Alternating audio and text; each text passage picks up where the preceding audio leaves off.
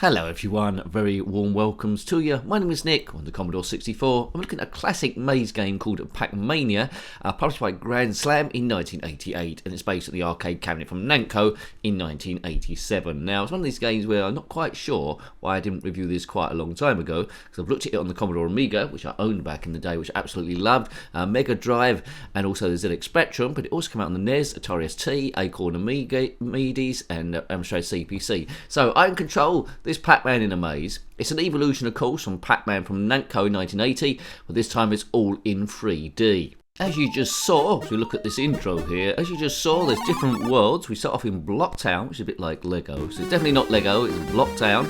Pac-Man can jump now, there. So then we go to Pac-Man's Park, Sandbox Land, and Jungly Steps. Now, Jungly Steps is the only level which isn't selectable at the start, so you have to go there. Now, the music on the Commodore 64 version is great there, so that lifts it above the ZX Spectrum one. And as I say, it moves quite smoothly as well. I'm liking this so far. Yeah, music is fantastic. The Commodore 64 is doing a great job here. It really had a good sound chip. If you had this game back in the day, then let me know. This is an expert gameplay. There's a power up there. It's seeing how you got on your first second go, but I've played this a lot on other systems. Arguably the first time I played it on this system. So we're collecting dots, if you're unfamiliar with Pac-Man. I don't think there's anyone unfamiliar with Pac-Man, are there? And then we get power pellets, which makes the ghost vulnerable, and that's where you get all your super points, and they're vulnerable for a certain amount of time. Get your cherries. Now, the first time round, I think we only have to do one level of each land before getting to the next one. And if we go all the way around, then, you know, you've got further ones to do, and they just change colours. Now, I really want to get to Jungly Steps. I don't know how we'll get there, but that's the most exciting maze that you want to get to. Never played it in the arcade, but as I say, I played the Amiga one absolutely to death. You can't run a retro gaming channel without running into Pac-Man and different variants, lots of those, like Space Invaders too. And as I say, this is my favourite Pac-Man. Let's go to Pac-Man's Park, so we've completed that. Ladies and gentlemen, it's the Pac-Man Theatre. Start off with 3 lives. There will be jumping ghosts at some point as well, so watch out for them. Moving very fast, different music again. I didn't think it would include all the different musics that the Amiga version Sega Mega Drive did in the arcade, but it is doing that. It's letting you know when there's a fruit target. It's not using all of the screen, but that's okay. My eyes have got used to that. Right, okay, what a game this is, great fun. Some people think that Pac-Man should just stay as Pac-Man in the 2D top-down, but I think this is the ultimate for me. Ultimate Pac-Man. You might have your own favourite version, but this is great. I love the isometric there. There's a few extra ghosts rather than the 4 you got in the original Pac-Man game. They've all got special names, I think. Sweets for me. I think every 10,000 points we will get an extra life. But very, very addictive play. I could be playing this forever. I'm always really impressed by the Commodore 64's smooth scrolling and sound capability, all packed into 64K. When you look at homebrews, Pac-Mania hasn't really been touched a lot, maybe because it's a little bit tricky, but I'm surprised no one's hacked in and done different mazes really, changed the colour of Pac-Man and the design of him. I'm not sure how difficult that would be to do, but you know, it would be a hit straight away. Imagine that, with extra powers as well, like a gun, to shoot guns. Right, round cleared, good job. Let's try the next round. So now we're going to Sandbox Land. I'm not doing too... Oh no, it isn't Sandbox Land. I think is it? I don't know. But it's a different colour maze to the last time, and boom. On the Amiga version, a purple ghost will come after you after a while, and they like a heat seeker. But moving pretty fast, isn't it, this? Right, let's go. What's your favourite colour maze? Don't get this at Hampton Court. Red. The further you get, the quicker the ghosts become, and the less time they're invulnerable. Green, that's extra super speed, so you can jump super fast. Some ghosts you can jump over, some you can't because they jump at the same time. Right, I better be careful now. I've got 2 credits left, which means I can continue where I left off, so it's looking good to get to the Jungly Steps, and hopefully that includes the groovy music there that was in that. As you can tell, I absolutely love this game. But I'm playing it with a bit of nostalgia, although as I say, I didn't play this version, but I would have loved playing this version. ZX Spectrum one's good too, but it lost a little bit of the character because it doesn't play music quite like this. Great stuff, I'm a Pac-Man fan. I don't know how many different Pac-Man variants we reviewed on the channel.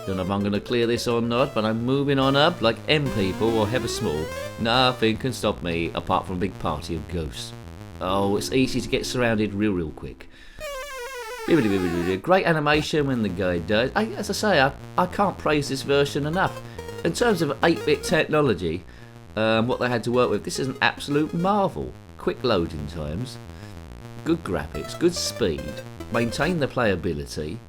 Look at, I mean, it's scrolling isometric really fast. It's like witchcraft's gone on here. Grandslam was certainly on form here. Wondrous stuff. Whoops.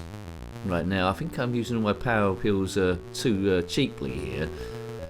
Well, I don't know, I might do it. As soon as you do the Jungly Steps, it does go round to a block town again, although there's an increased number of rounds to get your teeth into. There were different colours, and that was always the fun for me as a kid, just seeing the different colour mazes. I was easily, impressed. I think the original Pac-Man just had blue all the time, didn't it? So, yeah, 1, 2, 3 chord here. The ghosts come after you here like nobody's business. Is that it? I think I'm doomed. Game over, see you. Well, I found that great fun. I mean, I hope the other versions I haven't seen, Amstrad CPC, Atari ST, and NES, and the Acorn versions, and MSX, of course, are as good as that. But that is great fun. So, highly recommend that. If you had a Commodore 64, then get this. For me, it's a no-brainer. Whole heap of fun. So, I hope you liked having that look at that wonderful game, in my opinion. It's Pac-Mania on the Commodore 64, published by Grandslam in 1988, based on the arcade game from NAMCO in 1987, which in turn was influenced by the original Pac-Man from NAMCO in 1980. Got any comments about this game, similar games, or anything retro, then put that in the comment section below. You're always more than welcome. Until next time, take great care of yourself and are very fond. Goodbye. Goodbye.